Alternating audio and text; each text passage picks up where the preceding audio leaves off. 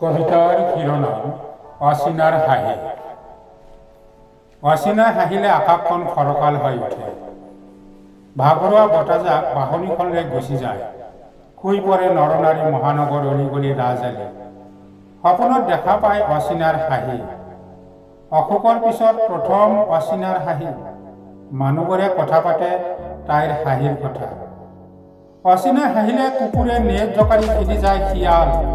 চোৱা পাতনিত কাউৰীৰ কোলাহলত চক খাই উঠে দুপৰ। হৰপিল গতিৰে গুচি যায় ৰাতিপুৱাৰ ভৰপূৰ দেৰ।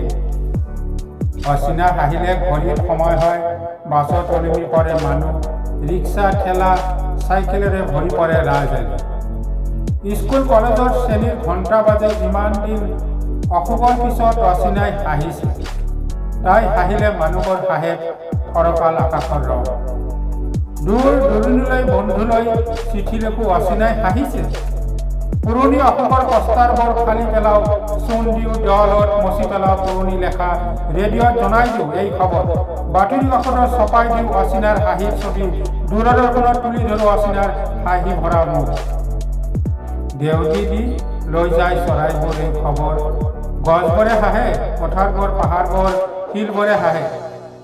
মানুহবোৰৰ মুখে মুখে বিয়পি পৰে এই খবৰ। বাছ ষ্টেণ্ডত শেষ হৈ যায় বাতৰি কাকত। অচিনাই কথা ক'ব পৰা হৈছে, খোজ কাঢ়িব পৰা হৈছে। আজি গধূলি ওলাই আহিব, ফাঁচী বজাৰত কাপোৰ কিনিব, ডিষ্ট্ৰিক্ট লাইব্ৰেৰীত কিতাপ ল'ব, ৰবীন্দ্ৰ ভৱনত নাটক চাব। আজি গধূলি অচিনা আহিব, আজি গধূলি অচিনা আহিব।